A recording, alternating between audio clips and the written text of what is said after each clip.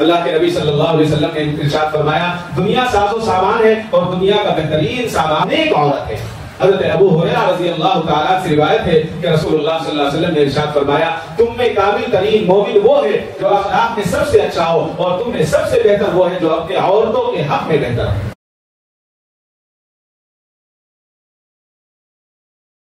السلام علیکم ورحمۃ اللہ وبرکاتہ۔ الحمد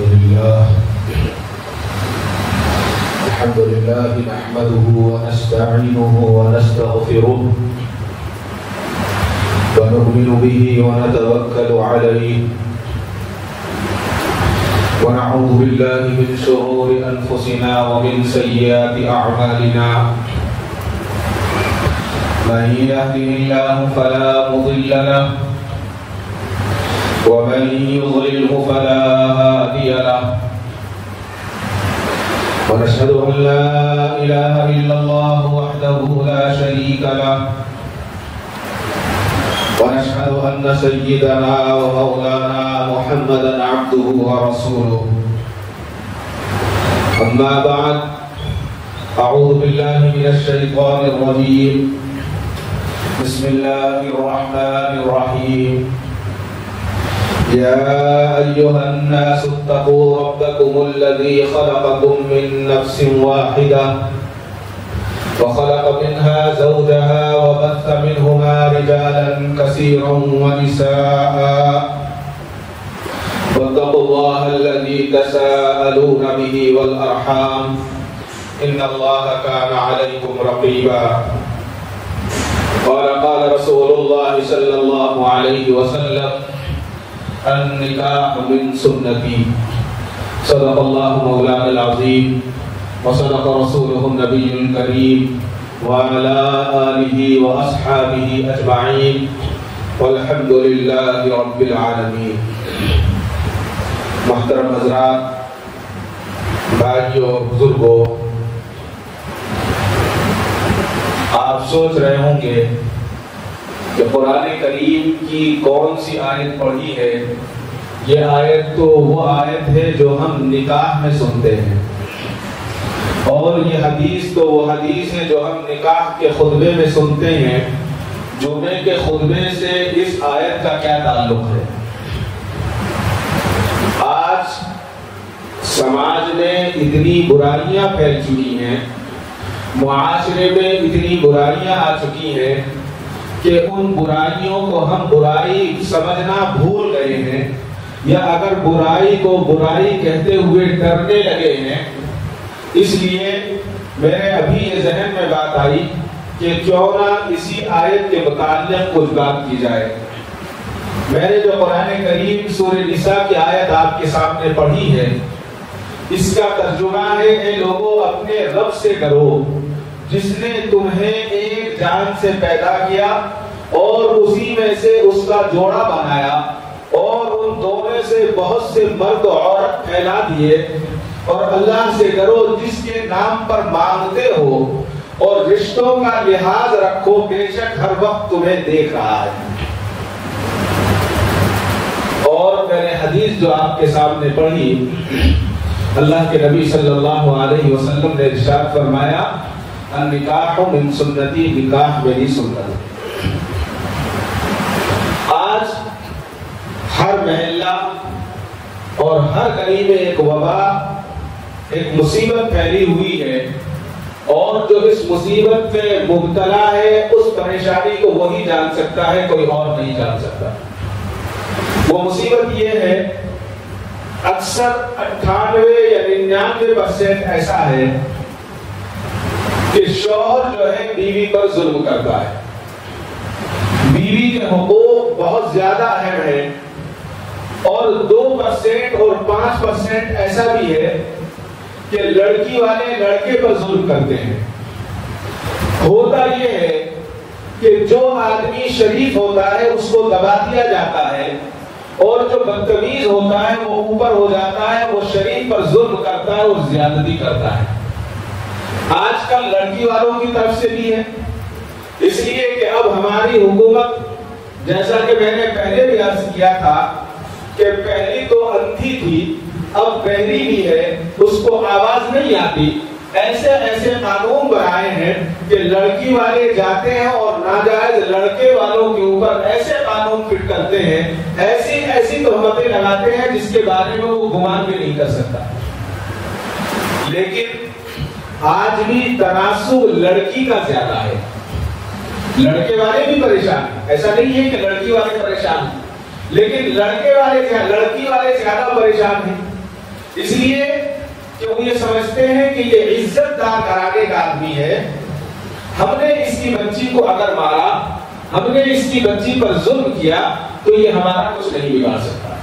اور ہوتا بھی یہی ہے، اکثر خاندان والے ماں باپ بھائی بہن یہ سوچتے ہیں کہ بچے ہیں خاموشی کے ساتھ زندگی گزر جانی چاہیے اور گزارتے ہیں۔ اللہ تعالیٰ نے دنیا کے اندر زندگی گزارنے کے اصول و ضوابط بنائے ہیں اور معاشرے کی بنیاد میاں بیوی پر ہے۔ اگر دونوں کے تعلقات اچھے ہوں گے تو یہ دونوں کی زندگی اچھی ہوگی اور پورا گھرانہ ایک خوش گھرانہ ہوگا۔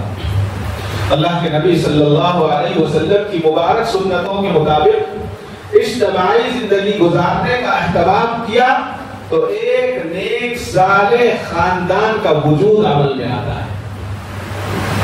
آج آپ دنیا کا سب سے زیادہ اپنے آپ کو ماڈرن اور اپنے آپ کو تعلیم یافتہ کہنے والا ملک امریکہ کو دیکھیے۔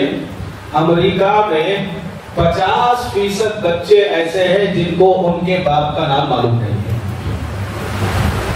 اور اسی وجہ سے حکومت نے وہاں پر ایک سہولت دی ہے کہ جس کو اپنے باپ کا نام پتا نہیں ہے وہ اپنی ماں کا نام لکھ سکتا ہے۔ اب یہ سہولت ہمارے اندھے قائدین نے ہندوستان میں بھی سہولت پیدا کر دی ہے، جو بچے اپنے باپ کا نام نہیں لکھ سکتے وہ اپنی ماں کا نام لکھ سکتے ہیں۔ خیر یہ الگ چیز ہے، بات اصل یہ ہے کہ اللہ کے نبی صلی اللہ علیہ وسلم کی سنت کے مطابق اگر زندگی گزاری جائے تو پھر گھر جو ہے جنت بن جاتا ہے، اور اگر سنت کے مطابق زندگی نہ ہو تو یہی دنیا کا گھر جس کے اندر اللہ نے ساری سہولتیں رکھی ہیں یہی جہنم بن جاتا ہے۔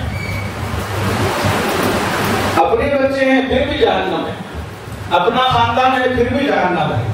اصل یہی ہے کہ اگر انسان زندگی میں سکون چاہتا ہے تو اسے چاہیے کہ اللہ کے نبی صلی اللہ علیہ وسلم کے بتائے ہوئے آداب زندگی کو اپنائے۔ لہذا مرد کے لیے لازم ہے کہ بیوی کے حقوق کی پابندی کرے جو شریعت نے بحیثیت شوہر اس کو دیے۔ اللہ تبارک و تعالی نے سورہ عنکبوت میں ارشاد فرمایا ہے، اللہ وہ ذات ہے جس نے تمہارے لیے تمہاری جنس سے ہی بیویوں کو پیدا کیا تاکہ تمہیں سکون حاصل ہو۔ اب یہاں پر جگہ جگہ معاملہ کیا ہوتا ہے، تھوڑی تھوڑی باتوں پر لڑائیاں، کبھی چھوٹی موٹی بات پر بات ہو جاتی ہے لیکن اس کو ختم کر لینا چاہیے اور گفتگو کو ختم کر کے پھر محبت کی زندگی گزارنا چاہیے۔ بزرگوں نے بتایا ہے کہ جس دوستی میں لڑائی نہ ہو وہ دوستی نامکمل ہے۔ اگر کسی سے کوئی آپ کا دوست ہے اور کبھی آپ کے ساتھ اس کی لڑائی نہیں ہوئی تو آپ کی دوستی مکمل نہیں ہے۔ اس کے لیے سمجھانے والے نے سمجھایا کہ غصہ آ گیا، غصہ کر لیا، تھوڑی دیر کے بعد پھر ٹھیک ہو گئے، ایک دوسرے کو معاف کر لیا، دل صاف ہو گیا تو اس سے پتہ چلتا ہے کہ آپ کے دل میں اس کے لیے محبت ہے۔ نہیں وہ ادھر منہ کھلائے پھر رہا ہے، وہ ادھر منہ بگاڑے پھر رہا ہے تو اس سے کوئی فائدہ نہیں ہے۔ اصل بات یہ ہے کہ آج جو ہم شادیاں کرتے ہیں شادیاں نہیں رہی، شادیاں جو ہے وہ ایک بڑا بزنس بن گیا ہے۔ کوشش یہ کی جاتی ہے لڑکے والوں کی طرف سے کہ ہم ایسے گھر میں رشتہ کریں جس کے ایک بیٹی ہو، یا ایسے گھر میں رشتہ کریں جس نے اپنی بچی کو کافی مال دیا ہو، یا ایسے بچی سے رشتہ کریں جو خوبصورت ہو، خاندان والی ہو۔ خود نہیں دیکھے گا کہ اگر الٹا تباہ کر دیا تو اپنا کلر ایسا ہے، خود حور تلاش کرنا چاہے گا۔ ارے اللہ نے کسی کو بدصورت نہیں بنایا دنیا کے اندر، اگر کوئی کالی لڑکی ہے تو وہ بھی خوبصورت ہے، کالے میں بھی ایک خوبصورتی اللہ نے رکھی ہے. اللہ تعالیٰ نے سب کو بنایا ہے, ہر انسان خوبصورت ہے. لقد خلقنا الانسان فی احسن تقویم. اللہ تعالیٰ نے تو قرآن میں بتایا انسان کالا اور گورا نہیں ہے. اصل اخلاق اس کے ہوتے ہیں, اصل کردار اس کا ہوتا ہے. اگر کتنا ہی سفید آدمی ہو, کتنی ہی خوبصورت لڑکی ہو اور وہ بد اخلاق ہو, اس کی زبان گندی ہو, اس کا کردار گندا ہو, تو کون اس کو اچھا کہے گا؟ کوئی اچھا نہیں کہے گا. اسی طرح سے شوہر کے تعلق سے بھی یہ ہے کہ موٹا ہو, تازہ ہو, گورا ہو, لمبا ہو, اس سے کوئی فائدہ نہیں ہے. فائدہ یہ ہے کہ وہ اخلاق والا ہو. اگر اخلاق والا ہے تو سب کچھ ہے, اور اخلاق والا نہیں ہے تو اس کا گورا پن, اس کا مال, اس کا سب کچھ جہنمی ہے, اس کا کسی کام کا نہیں. نکاح جو ہے دین کی بنیاد پر ہونا چاہیے, اور مرد کو سکون اسی وقت ملے گا جب بیوی نیک اور صالح ہوگی اور پاک دامن ہو. وہ اللہ اور اس کے رسول کو احکام کو بچا لائے گی. اور اللہ اس کے رسول کے احکام میں ایک حکم یہ بھی ہے کہ شوہر کی اطاعت اور فرما برداری کی جائے, اور اللہ کی رضامندی کے ساتھ وابستہ رہے. اور ظاہر ہے جب عورت اللہ کی فرما بردار ہوگی تو وہ شوہر کی نافرما بردار نہیں ہو سکتی. اسی لیے نبی کریم صلی اللہ علیہ وسلم نے ارشاد فرمایا, عورت سے 4 وجوہات کی بنیاد پر نکاح کیا جاتا ہے دنیا میں. ایک تو لوگ یہ کہتے ہیں کہ مال کی وجہ سے نکاح کرتے ہیں, دوسرا خاندان کی وجہ سے نکاح کرتے ہیں, تیسرا اس کی خوبصورتی کی وجہ سے نکاح کرتے ہیں, چوتھا اس کی دینداری کی وجہ سے نکاح کو اختیار کرنے کو بتایا گیا ہے. نبی کریم صلی اللہ علیہ وسلم نے ارشاد فرمایا, جس نے عورت کی خوبصورتی کی وجہ سے شادی کی, اللہ اس کی ذلت کو بڑھائے گا. جیسا کہ میں نے عرض کیا کہ ہر بچی خوبصورت ہوتی ہے, یہ ہو سکتا ہے کہ آپ کو وہ کلر پسند نہ ہو, لیکن آج زمانہ بدلا ہے. اور حضور نے فرمایا جس نے مال دیکھ کر نکاح کیا, اللہ اس کے فخر کو بڑھا دیتا ہے, یعنی اس کو فقیر بنا دیتا ہے اگر مال کی بنیاد پر نکاح کیا جاتا ہے. اور تیسرا فرمایا جو خاندان کی بنیاد پر نکاح کرتا ہے کہ وہ خاندان بہت طاقت والا ہے, وہ خاندان بہت مالدار ہے, اس خاندان کا بڑا نام ہے, تو اللہ کے نبی نے فرمایا کہ اس کی کمین کی بڑھا دی جاتی ہے, یعنی اس کی اندر کی خصلتیں, اس کی برائیاں لوگوں پر ظاہر کر دی جاتی ہے کہ اللہ تعالیٰ نے اس کو اس میں مبتلا کر دیتے ہیں. اور پھر فرمایا جس نے اس لیے نکاح کی نیت کی کہ وہ دیندار ہے اور نیک ہے, اور اس نیت سے نکاح کیا کہ میری حفاظت ہو جائے گی, تو اللہ تبارک و تعالیٰ جو آنکھوں کی اور شرمگاہ کی حفاظت کے لیے نکاح کرتا ہے, اللہ تعالیٰ اس شادی میں برکت پیدا فرما دیتے ہیں, برکت پیدا فرما دیتے ہیں. کتنے شادیاں ایسی ہیں آپ دیکھیے کہ جب آپ ان سے پوچھیں گے کہ آپ کی شادی کہاں ہوئی, تو وہ بتائیں گے کہ فلاں مسجد میں فلاں صاحب نے میرا نکاح پڑھایا تھا, اور نکاح میں شادی میں 1 روپیہ نہیں ملا. آج اللہ نے ان کو اتنا نوازا ہے کہ ان کے پاس دولت رکھنے کے لیے جگہ نہیں ہے. شاید 1 یا 1.5 سال پہلے ہمارے یہاں مجلس میں ایک نکاح ہوا تھا. کرناٹک کی ایک بہت معروف شخصیت ہے, میں نام لے لیتا ہوں, حضرت حافظ کرناٹکی صاحب. اللہ نے اتنا نوازا ہے ان کو, اتنا نوازا ہے دنیاوی اعتبار سے بھی, دینی اعتبار سے. بہت زمین اللہ نے دی ہے, مال دیا ہے, تاجر بڑے ہیں, کالج چلاتے ہیں, مدرسہ ہے, اسکول ہے, دنیاوی اعتبار سے بھی بڑی عزت عطا فرمائی اللہ نے ان کو. لیکن ان کے بچے کا نکاح کا وقت آیا, بچہ بھی ڈاکٹر, MBBS ڈاکٹر, تو انہوں نے کہا کہ میں اپنے بچے کا نکاح کسی نیک مجلس میں کرنا چاہتا ہوں. شیموگا سے بنگلور آ گئے, اور بنگلور آ کر مجلس میں نہایت سادگی کے ساتھ انہوں نے نکاح کیا. اور اس وقت انہوں نے ایک بات بھی فرمائی, انہوں نے فرمایا کہ میرے پاس جب میرا نکاح ہوا, میرے پاس کچھ زیادہ نہیں تھا, جو اللہ نے دیا تھا وہ تھا. میرا نکاح فلاں اجتماع میں حضرت مولانا پالن پوری نے فرمایا تھا, اس نکاح کی برکت یہ آج آپ دیکھ رہے ہیں. اللہ اکبر, اللہ اکبر. میرے والد محترم رحمۃ اللہ علیہ کا نکاح بڑا عجیب و غریب ہوا. میرے دادا نے اپنے بھائی کو بھیجا نانا کے پاس کہ ہم نکاح کرنے کی تاریخ بتا دی. تو انہوں نے کہا کہ فلاں تاریخ میں آپ آ جائیے. کہ کتنے لوگ آئے, اب وہ بھی سادگی کا زمانہ تھا, انہوں نے کہا آ جانا 4 آدمی. کتنے 4 آدمی آ جانا. تو اب نکاح کے لیے جب جانے کا وقت تیار ہوا، گھر والے بہت زیادہ ہیں، اب آدمی جانے 4 ہیں.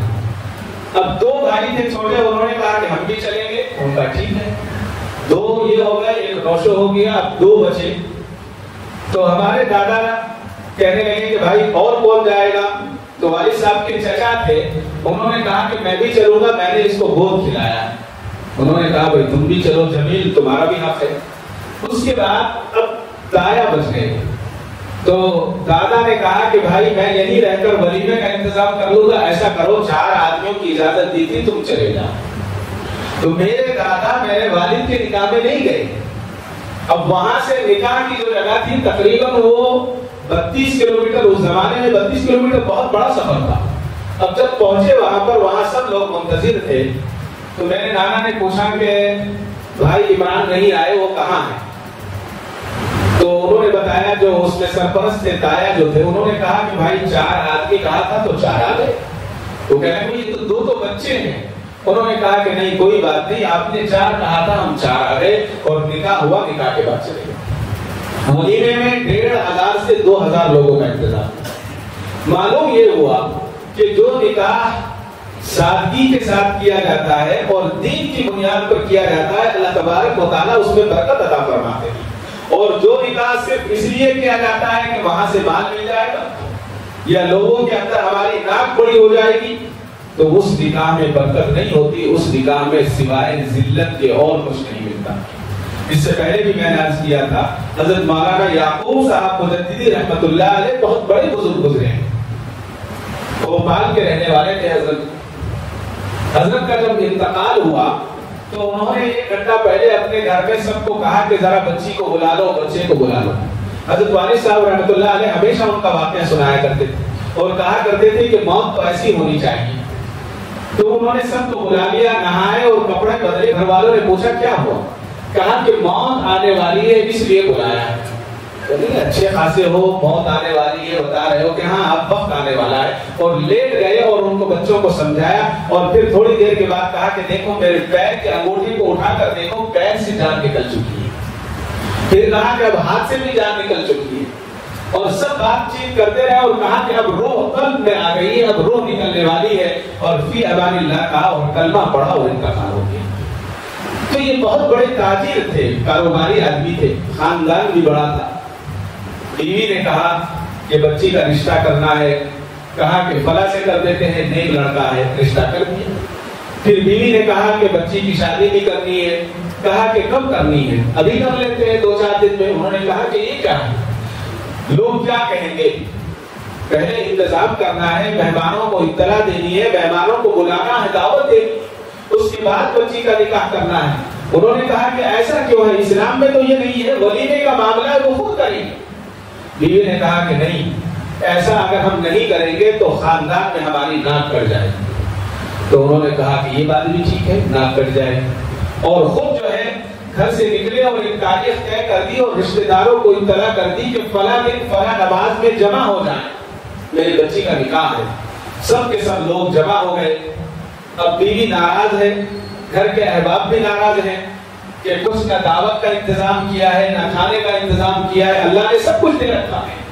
اب جب سب جمع ہو گئے تو حضرت کھڑے ہوئے. حضرت نے کہا کہ بھائی میں کچھ بات عرض کرنا چاہتا ہوں، اللہ کے نبی کی کچھ باتیں ہیں، آپ لوگ سن لیں. لوگوں نے کہا کہ حضرت ضرور سنائیے، ہم سنیں گے. تو بات سنائی اور سنانے کے بعد حضرت نے ایک بات بڑی اچھی کہی. حضرت نے فرمایا کہ بھائی میں آپ سے گزارش کرتا ہوں، جتنے یہاں لوگ میرے خاندان کے بیٹھے ہیں وہ اپنی ناک کو دیکھیں، ناک ہے بھی یا نہیں ہے. اب لوگ بڑے پریشان، یہ ناک کا مطلب کیا ہے؟ تو لوگوں نے کہا کہ میں سمجھے نہیں. تو حضرت نے کہا کہ ہر آدمی اپنی ناک کو پکڑ کر دیکھے ناک اپنی جگہ ہے یا نہیں ہے. تو لوگوں نے دیکھا، کہا کہ ہاں ناک ہے. تو حضرت نے فرمایا کہ اللہ تیرا شکر ہے، میری گھر والی کہہ رہی تھی اگر ہم سنت کے مطابق شادی کریں گے تو ناک کٹ جائے گی، ناک سب کی موجود ہے. کتنی بڑی بات کہی ہے. یہ ہوتا ہے نیک لوگوں کا معاملہ. بیوی کے ساتھ حسن سلوک کے ساتھ پیش آنا یہ سب سے پہلا اخلاق ہے. اور اللہ کے نبی صلی اللہ علیہ وسلم نے ارشاد فرمایا مکمل ایمان والے وہ لوگ ہیں جن کے اخلاق بہترین ہوں. اور تم میں بہتر وہ لوگ ہیں جو اپنے بیویوں کے ساتھ اچھے ہوں۔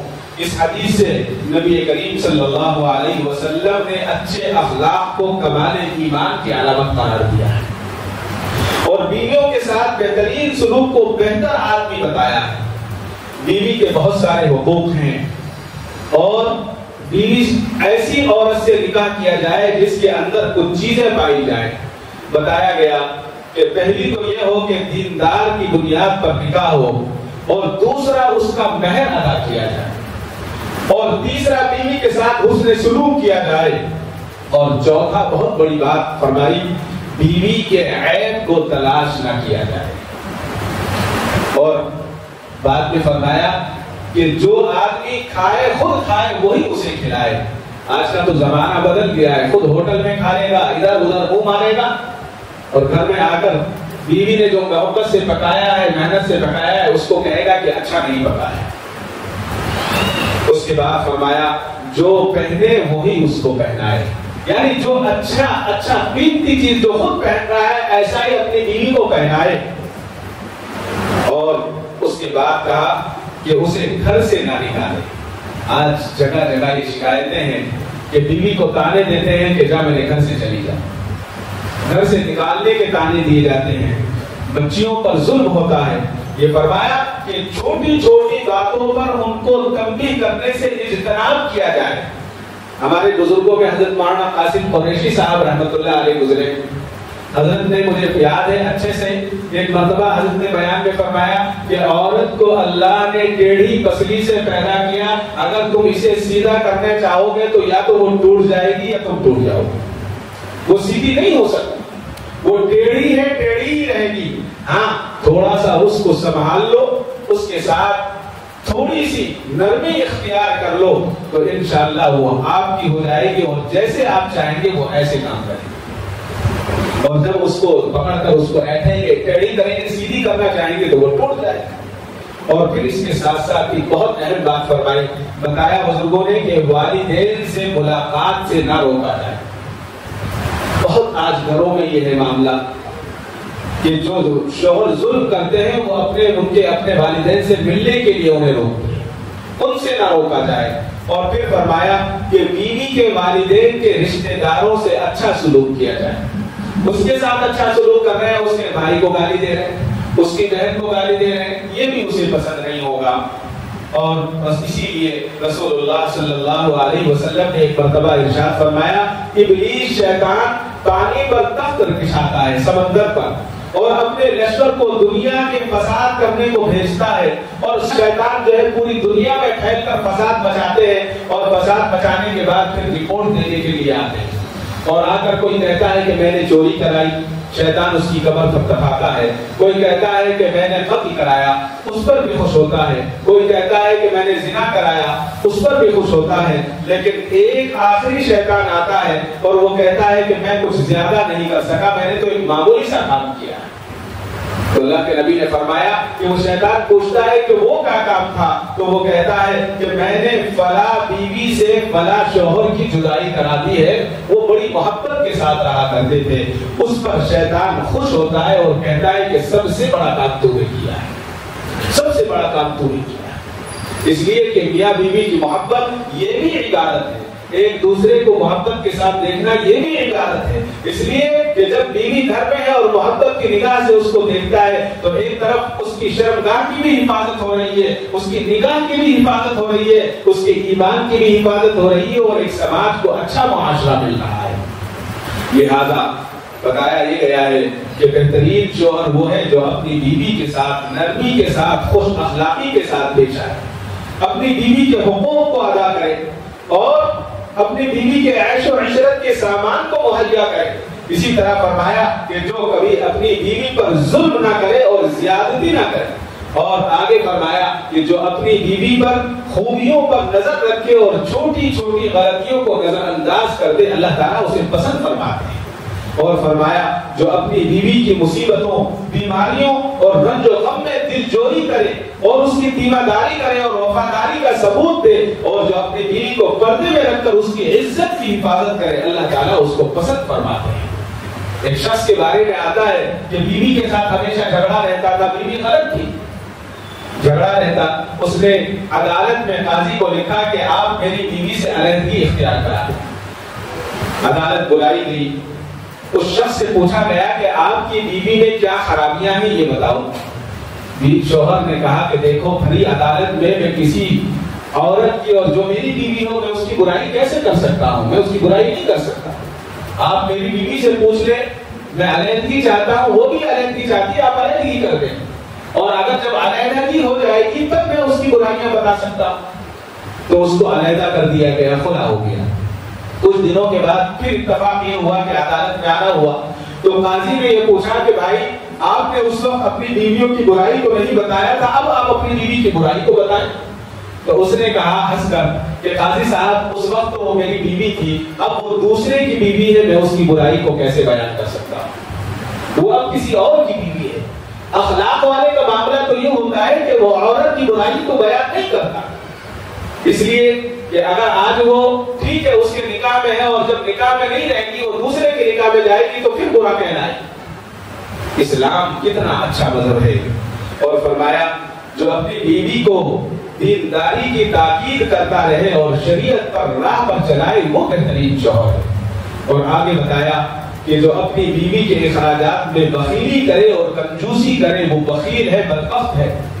تو شوہر کے تعلق سے لعنت بتائی ہے، اور یہ بھی کہا گیا ہے کہ جو اپنی بیوی میں اس طرح کنٹرول رکھنے کی کوشش کرے کہ وہ فرشتہ بنی رہے اور یہ ساری برائیوں میں مبتلا رہے، وہ شوہر بھی شوہر کہلانے کے حقدار نہیں۔ آج انسان یہ چاہتا ہے کہ میں تو ساری برائی کرتا رہا ہوں، میں تو آزاد رہوں، اور میری بیوی جو ہے رابعہ بصری کی طرح نظر آئے اور رابعہ بصری ہو، یہ کیسے ہو سکتا ہے؟ مرد کو چاہیے جیسا بھی مکان بنائے وہ مرد بناتا ہے، لیکن حقیقت یہ ہے کہ مکان کو صحیح شکل اس کی بیوی عطا کرتی ہے۔ عورت گھر چلاتی ہے، مرد کتنا بھی کما لے، لیکن جب اگر عورت نہیں ہے تو وہ گھر نہیں چلا سکتی، اور اگر عورت گھر چلانا چاہے کما کر تو یاد رکھے اس عورت کی کمائی میں اللہ تعالیٰ برکت عطا نہیں فرماتا۔ لاکھ کما لے عورت برکت نہیں دیتے اور اسے برکت حاصل نہیں ہوتی، لہذا معلوم ہوا کہ مرد اور عورت ان دونوں کے بغیر ایک گھر نامکمل ہے، یہ دونوں ہیں تو گھر مکمل ہوگا۔ تو اس لیے چاہیے کہ دونوں کو ایک دوسرے کی قدر کرنی چاہیے۔ اللہ کے نبی صلی اللہ علیہ وسلم نے کبھی زندگی میں اپنی کسی بیوی پر ہاتھ نہیں اٹھایا، کبھی کسی سے، ہاں مذاق کیا، ان کی دل جوئی کی۔ حضرت اما عائشہ صدیقہ رضی اللہ تعالیٰ عنہ کی وہ حدیث ہم بار بار سنتے ہیں، آپ فرماتی ہیں کہ ایک مرتبہ نبی کریم صلی اللہ علیہ وسلم کے ساتھ سفر میں تھی، تو آپ نے فرمایا کہ اے عائشہ چلو آج مقابلہ ہو جائے۔ مقابلہ ہو گیا، حضرت اما عائشہ حضور مقابلہ آگے نکل گئے، حضور آگے بڑھ گئے، جیت گئے۔ اس کے بعد پھر دوبارہ مقابلہ ایک مرتبہ آیا تو حضور نے فرمایا کہ چلو عائشہ آج پھر مقابلہ ہو جائے۔ اس وقت عمر زیادہ ہو گئی تھی، عمر بڑھ گئی تو وزن بڑھ گیا تھا۔ آج کل یہ بھی ڈائٹنگ کا فیشن چلا ہے نا، 40 سال کی عورت بھی 20 سال کی دکھنا چاہتی، بھوکے مریں گے پورے دن، پتہ نہیں کیا مصیبتیں آ گئی ہیں، مردوں میں بھی ہے عورتوں میں بھی ہے۔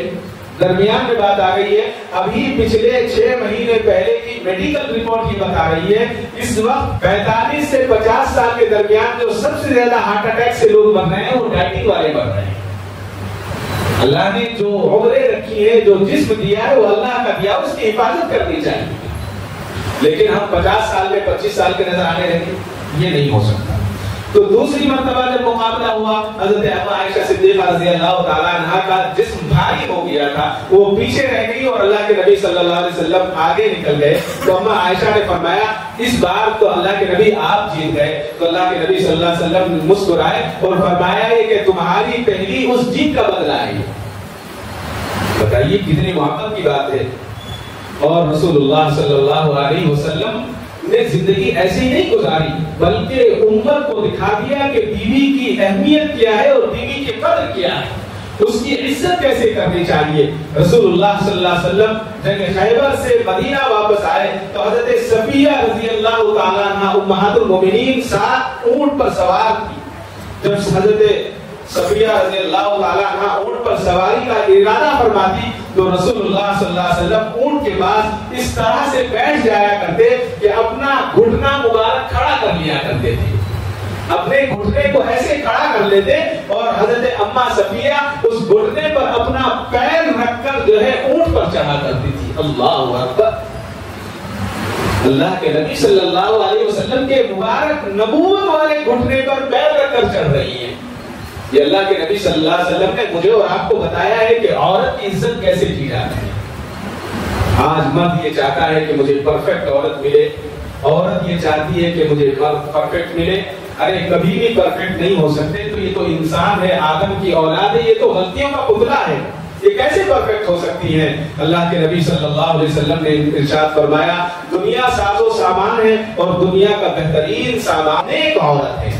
حضرت ابو ہریرہ رضی اللہ تعالیٰ سے روایت ہے کہ رسول اللہ صلی اللہ علیہ وسلم نے ارشاد فرمایا تم میں کامل ترین مومن وہ ہے جو اخلاق میں سب سے اچھا ہو، اور تم میں سب سے بہتر وہ ہے جو اپنے عورتوں کے حق میں بہتر ہو۔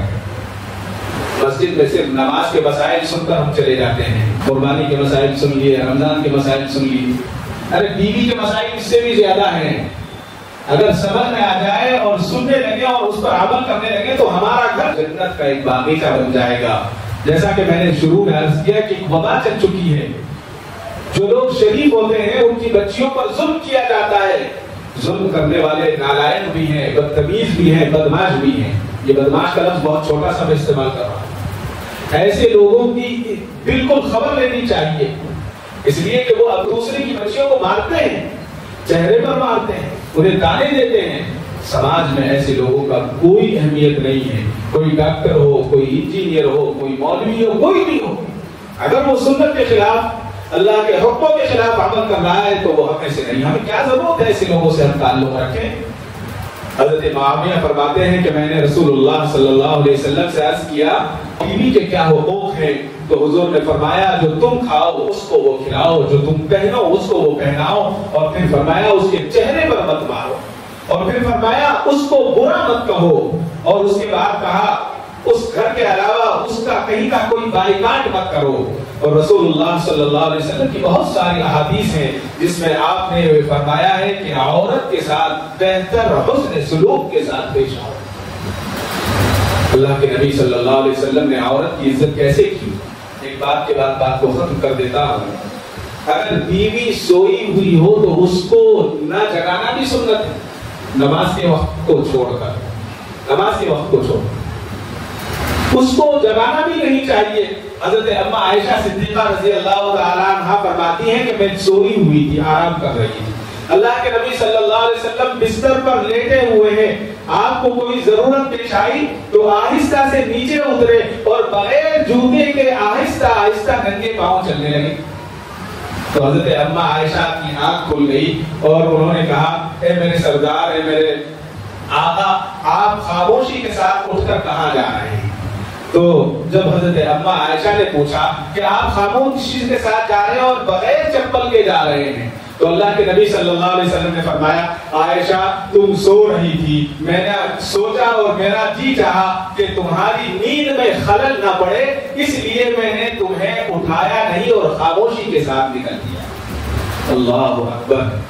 اللہ کے نبی نے بیوی کی کمزوریاں تلاش کرنے سے منع فرمایا اور فرمایا عزت دار وہ آدمی ہے جو اپنی بیوی کو عزت دے، اور بیوی کو عزت وہی دے سکتا ہے جو اپنی عظیم ماں کا بیٹا، جس کی ماں اچھی ہوگی اس کا بیٹا اچھا ہوگا، وہ اپنی بیوی کو عزت دے گا، اور جس کی ماں بری ہوگی اس کا بیٹا بھی برا ہوگا۔ پہلے زمانے میں جب لڑکی کا رشتہ دیکھنے کے لیے جایا کرتے تھے تو کیا کیا کرتے تھے؟ لڑکی کو بعد میں دیکھتے، پہلے لڑکی کی نانی کو دیکھتے، پھر لڑکی کی ماں کو دیکھتے، پھر لڑکی کو دیکھا جاتا۔ ایسے ہی پہلے لڑکے کے دادا کو دیکھتے، لڑکی کے باپ کو دیکھتے، پھر لڑکے کو دیکھا جاتا۔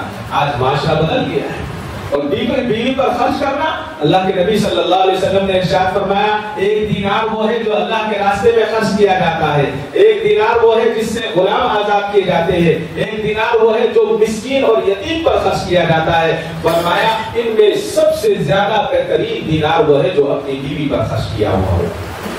اللہ اکبر! آج ہم نے بیوی بچوں پر خرچ کرنا दीनदार लोग खुसूसियत के साथ, बड़ी माजरत के साथ, दीनदार लोग ये समझते हैं कि ये फजूल है, ऐसा नहीं। हाँ, नाजायज खर्च नहीं होना चाहिए, जायज खर्च होना चाहिए, अच्छे से अच्छा उनको खिलाया जाए, उनको पिलाया जाए और उन पर खर्च किया जाए। कहीं भी हम दुनिया में खर्च कर रहे हैं, उनमें सबसे ज्यादा बेहतरीन खर्च अल्लाह के नबी सल्लल्लाहु अलैहि वसल्लम ने फरमाया कि बीवी और बच्चों पर और वालिदैन पर करना है। और फिर इतना ही नहीं, अल्लाह के नबी सल्लल्लाहु अलैहि वसल्लम ने इरशाद फरमाया, बीवी को मोहब्बत से देखा जाए, इज्जत से उसका नाम लिया जाए और मोहब्बत से पुकारा जाए, ये भी इबादत में शामिल है। हजरत फातिमा ज़हरा रज़ी अल्लाह ताला अन्हा फरमाती हैं, तुम में बेहतरीन मर्द वो है जिसका अखलाक बेहतर हो, जो अपनी बीवी के साथ मेहरबानी के साथ पेश आए और शफकत के साथ पेश आए। दुआ फरमाए अल्लाह ताला मुझे और आपको कहने सुनने से ज्यादा अमल साले की तौफीक अता फरमाए। व आखिरु दावा अल्हम्दुलिल्लाह रब्बिल आलमीन। काबे पे पड़ी जब पहली नजर, क्या चीज़ है दुनिया भूल गया, क्या चीज़ है दुनिया भूल गया।